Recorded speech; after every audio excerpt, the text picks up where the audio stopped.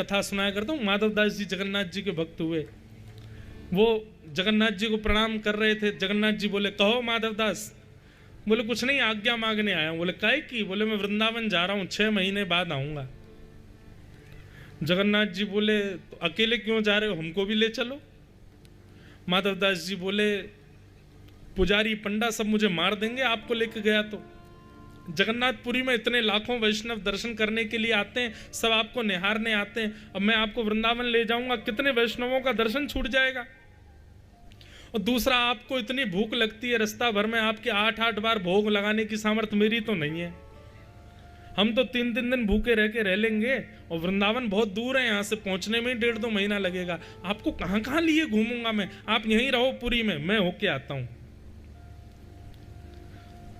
तो बंधुओं, कहते हैं कि जैसे माधवदास जी मंदिर से बाहर आए और एक बार पुनः मुड़ करके जब जगन्नाथ जी को देखा, तो श्री जगन्नाथ जी के नेत्रों से आंसू गिर रहे थे। और जगन्नाथ जी व्याकुल होकर कह रहे थे, माधव तेरे बिना मैं कैसे रहूंगा, तू चलो जाएगो 6 महीना जगन्नाथपुरी में कैसे निर्वहन करूंगा। इसे कहते हैं भक्ति की श्रेष्ठता, कि हम उनके अधीन हैं, ये तो है ही, पर वो भी हमारे अधीन हो जाएं, नहीं रह पाए तुम्हारे बिना। और वही हुआ। माधवदास जी जब चले गए तो माधवदास जी को बड़ी भूख लगने लगी, इतनी जोर की भूख लगी। माधवदास जी बोले, मैं तो 3-3 दिन तक अपनी भूख जीत लेता हूं, लेकिन आज इतनी जोर की भूख क्यों लग रही है। तभी एक के घर में पहुंच गए, मैया से जाके बोले, माता जी घर में जो पड़ा हो हमको दे दो, भूख लगी है बहुत जोर की। माता जी ने थाली लगा करके दी, माधवदास जी जल्दी जल्दी पाने लगे। माता जी बोली, अरे माधवदास जी आप बड़े निर्दयी हो। माधवदास जी बोले, क्यों? अकेले खाते जा रहे हो, इतना छोटा सा नन्हा सा बालक आपके बगल में बैठा, इतना प्यारा सा बालक बैठा, इसको क्यों नहीं पवा रहे हो। माधवदास जी तुरंत रुक गए, बगल में देखा तो कोई था ही नहीं। बोले, मैया किसकी बात कर रही हूं, मैं तो अकेला हूं, यहाँ कोई आया ही नहीं मेरे साथ। मैया बोली, आंख धो के आओ, देख नहीं रहे हो बगल में नन्हा सा बालक बैठा है, ऐसे सुंदर नेत्र, ऐसी सुंदर मुस्कान, दतुइयां दिख रही हैं इसकी। मुझे तो ये लग रहा है जरूर ये बालक तुम कहीं से चुरा के लाए हो।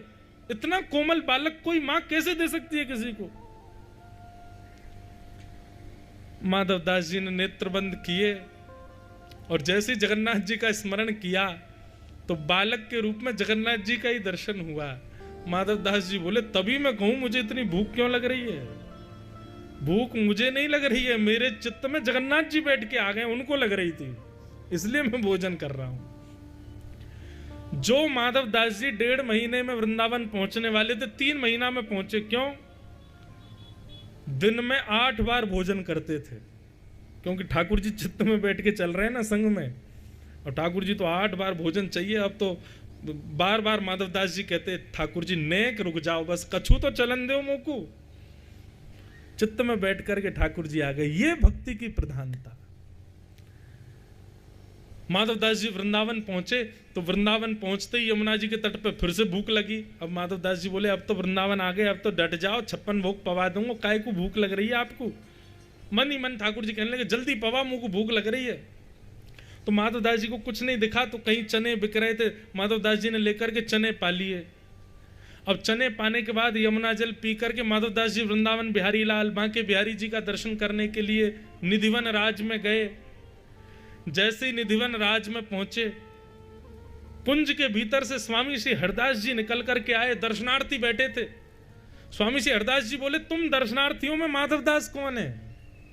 माधवदास जी पीछे बैठे, बोले, मैं हूं, मैं, इधर आओ। माधवदास जी पास गए, स्वामी जी आप मेरा नाम कैसे जानते हैं और आप मुझे क्यों बुला रहे हैं, क्या बात है?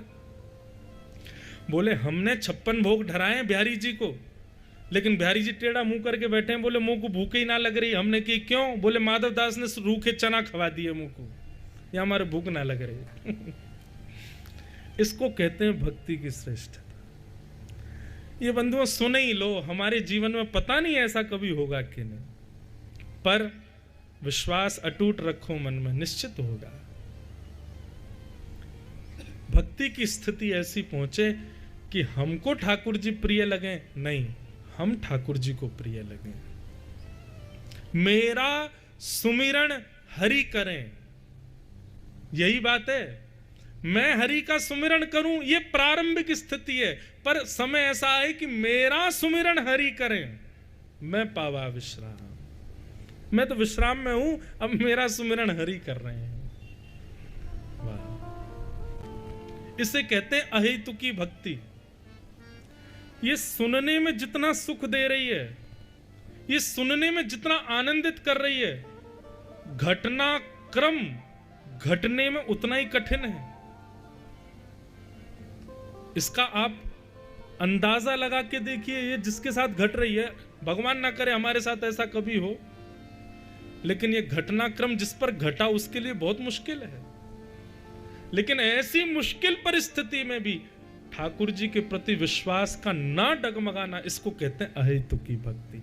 क्या हमारी भक्ति इस स्तर की है? नहीं,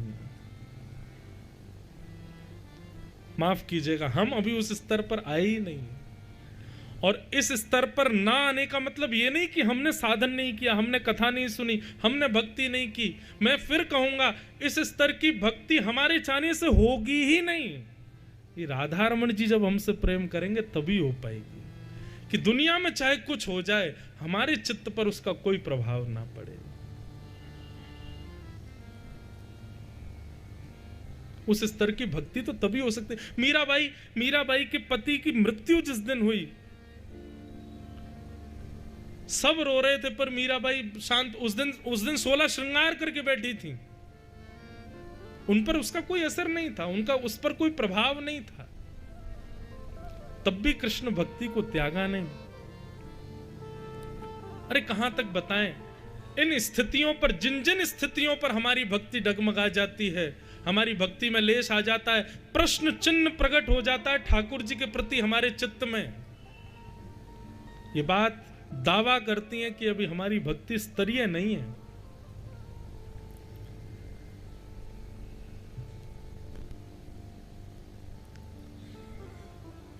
इस बात से क्या साबित हुआ? ठाकुर जी हमारे प्रिय हों इसलिए भक्ति नहीं करनी, हम ठाकुर जी के प्रिय हो जाएं, हम ठाकुर जी को प्रिय लगने लगे। ठाकुर जी सबको प्रिय लगते हैं। रावण की बहन शूर्पणखा को भगवान इतने बढ़िया लगे, राम जी इतने बढ़िया लगे, ब्याह करवे पहुंच गई उनसे। कंस ने भी जब पहली बार श्री कृष्ण को देखा तो श्री कृष्ण को देख के भयभीत तो हुआ, लेकिन मन में सोचने लगा, इतना कोमल, इतना सुंदर बालक है, मुझे मारेगा। राम जी को पहली बार रावण ने जब देखा तो राम जी की कोमलता देख करके रावण के मन में भी 2 क्षण के लिए चिंतन हुआ कि ये 14 वर्ष वन में रहे कैसे होंगे, इतने कोमल। उनका स्वरूप ऐसा है कि उनसे तो प्रेम कोई भी कर सकता है। पर मैं बार बार इस बात को कथाओं में कहता हूं, भक्ति इसलिए नहीं करनी कि हम ठाकुर जी से प्रेम करें, क्योंकि वो तो सब करते हैं।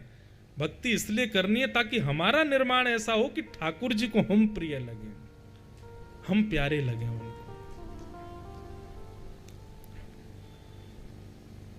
हम ठाकुर जी के बगैर नहीं रह सकते, ये भक्ति की सामान्य स्थिति है। ठाकुर जी हमारे बिना नहीं रह पाए, ये श्रेष्ठ स्थिति है। ठाकुर जी रह ही ना पा रहे हमारे बिना। तू जहां जाएगा तेरे संग चलूंगा, तू जो खवाएगा वही खाऊंगा, तू जहां बैठाएगा वहीं बैठूंगा, तू जैसे रखेगा वैसे रहूंगा। हम कहते हैं जहां ले चलोगे वहीं मैं चलूंगा। ये भक्ति की प्रारंभ स्थिति है, लेकिन ये स्थिति इस स्तर पर पहुंच जाए कि ठाकुर जी हमसे कहें, जहां तू ले चलेगा वहीं चलूंगा, जहां बैठा देगा वहीं रहूंगा, जैसे रखेगा वैसे रहूंगा।